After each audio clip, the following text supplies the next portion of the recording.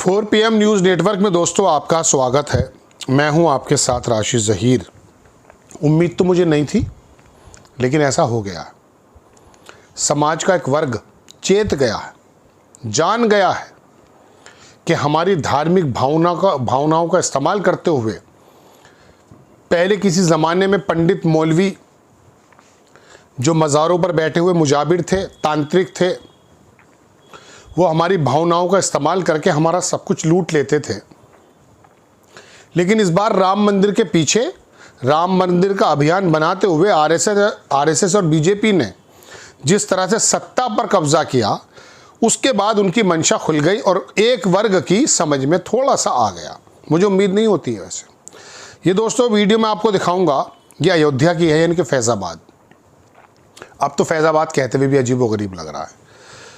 फैज़ाबाद के जो bar association है, उसने ऐलान किया है कि कोई अधिवक्ता चढ़ावा चोरों का केस नहीं लड़ेगा। हालांकि बहुत ना कोई रिमांड हुआ है, ऐसे आराम से भेज दिया है और बड़े नाम इसमें आए नहीं हैं। साथ ही चंपत राय, अनिल मिश्रा और गोपाल राव को 3 दिन का अल्टीमेटम दे दिया है कि अयोध्या छोड़ दें, वरना पूरा अयोध्या जाम कर देंगे वकील।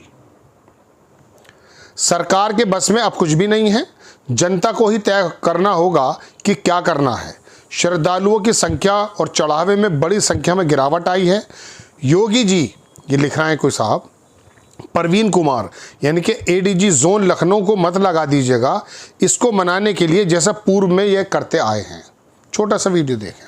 अनिल मिश्रा, गोपाल राव 3 दिन के अंदर अयोध्या छोड़ के चले नहीं जाए और या तो जेल इनको भेजा जाए। अगर ऐसी परिस्थिति नहीं होगी तो हम पूरा अयोध्या जाम कर देंगे, किसी को अयोध्या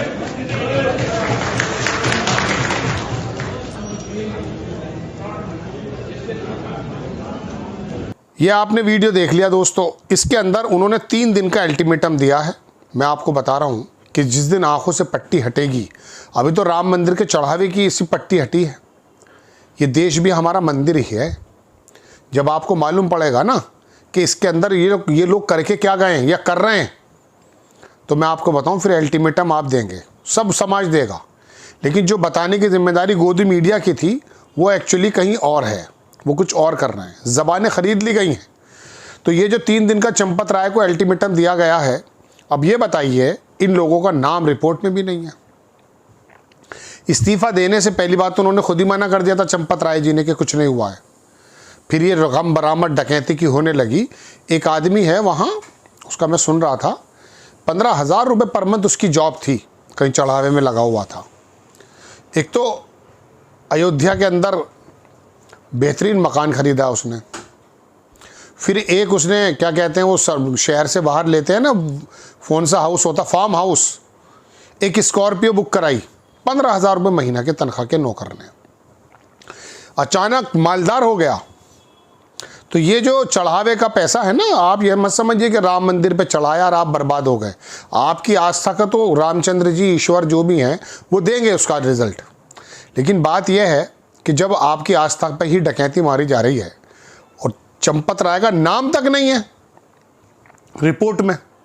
कल मैं देख रहा था, वो मिर्ज़ापुर का एक छोटा सा एक वीडियो लगाया किसी पत्रकार ने, कि उसमें आपको मालूम होगा कि वो कालीन भैया जो हैं मिर्ज़ापुर में, जो विलन आदमी था मैन, उसका बेटा मुन्ना भैया और एक उसका दोस्त जो पागल था, वो मुख्यमंत्री से मिलने जाते हैं। वो कहते हैं कि भाई जिम्मेदारी तो किसी को लेनी पड़ेगी जब हम आपको क्लीन चिट दे रहे हैं उस दंगे की। कह रहे वो है पीछे। बोले हाँ तैयार है, हाँ जी तैयार हैं, जो कालीन भैया कहेंगे उसकी कुर्बानी दे दी गई। तो पत्रकार ने दिखाया वीडियो कि कालीन भैया जब जीप में बैठते हैं तो उनका बेटा आता मुन्ना भैया, तो फिर बोले मुन्ना क्या समझे, तो मुन्ना बोलते हैं कि हाँ कुर्बानी तो दरअसल पिछलग्गों को देनी पड़ती है, राजा को नहीं देनी पड़ती। चंपत राय बच गए। उनका नाम कम से कम डाल तो देते ना, थाने चक्कर तो लगाते। लेकिन चूंकि प्रचारक हैं आरएसएस के, ताल्लुक बहुत ज़बरदस्त हैं, आरएसएस ध्वस्त हो चुका है। ये पूरी की पूरी ट्रस्ट में आरएसएस का ही कब्जा था। अब ये मैं ये नहीं कह रहा हूँ कि क्यों हुआ, क्या हुआ, ये सालों से चल रहा है। करोड़ों अरबों रुपए का इसके अंदर मामला बताया जा रहा, कोई 1000 करोड़, कोई 200 करोड़। बात यह है कि आप तो इस अभियान को चल करके सत्ता पकड़ ली थी आपने तो, लेकिन आपका बहिष्कार ऐसे ही होना जैसे ये वकील कर रहे हैं। लेकिन अभी एक बड़ा वर्ग धार्मिक पशु बना हुआ है, अफीम चाटे हुए है, धर्म की अफीम चटा रखी है। मैं कल परसों देख रहा था, मुहर्रम चल रहे हैं, मुस्लिमों में, ये पूरे हिंदुस्तान में है, देखिए ये मत समझिएगा कि एक ही जगह है। वहाँ पर उन्होंने वो जीप वगैरह चढ़ा दी उसमें क्रेन पर मुहर्रम के जुलूस में। तो अब जाहिल और जानवर में और इंसान में तो फ़र्क आराम से नज़र आ जाता है कि नहीं कौन लोग हैं ये। भाई आपको किसने बताया है ये करना? ना श्री रामचंद्र जी कह रहे, ना ईश्वर कह रहे, ना कोई ऊपर इंसान आदमी तो कहते ही नहीं है।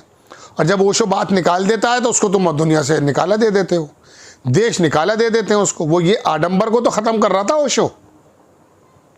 तो बहरहाल दोस्तों बात यह है कि अभी तो इनको सिर्फ अयोध्या से निकाला दिया जा रहा है, 3 दिन का अल्टीमेटम।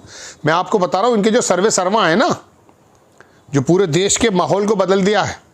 चीन हमारा कौन सा कब्जा कर रहा है इस बारे में खबर नहीं है, महंगाई अर्थव्यवस्था के हाल क्या है इस बारे में कोई खबर नहीं है, हमारा रोल अंतर्राष्ट्रीय राजनीति में क्या है इसके बारे में खबर नहीं है।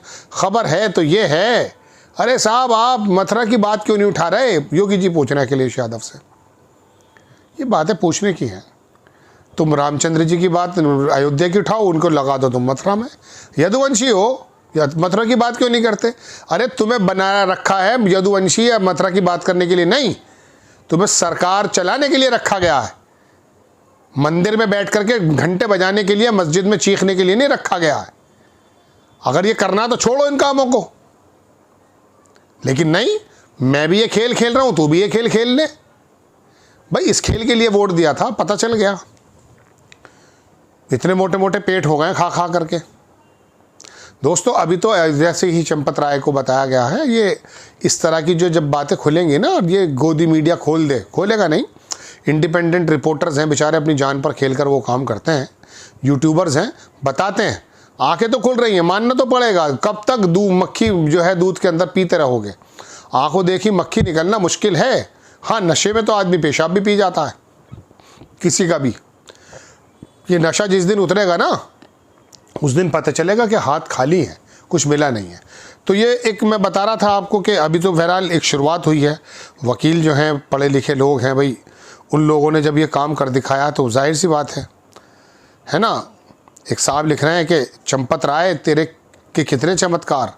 राम जन्मभूमि से सटा हुआ एक मंदिर है राम निवास।